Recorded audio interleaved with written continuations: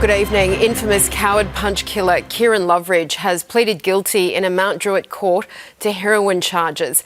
It's been 14 years since Loveridge killed innocent teenager Thomas Kelly on a King's Cross street in an unprovoked, drunken rage, and he was only given parole on the condition he never took drugs. He knows courtrooms well, and today Kieran Loveridge was back before a judge, accused of using drugs while on parole for the manslaughter of Thomas Kelly. Kieran, how does it feel to be back in court?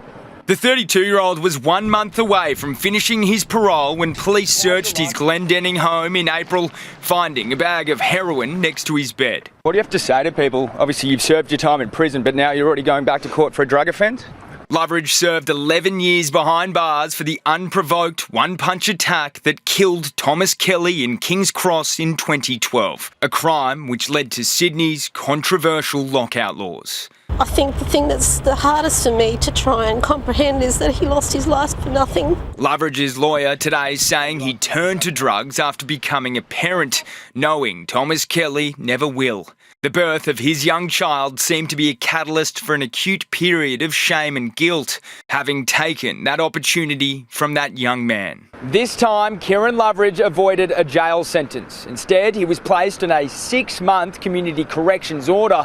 One of his conditions is that he must continue medical treatment for drug abuse. So you are clean from drugs now? Yeah. The government had tried to extend his supervision order for the manslaughter sentence when it expired in May.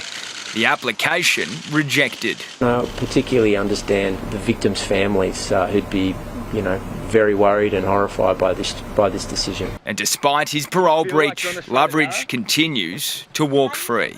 Sam Payne, 7 News.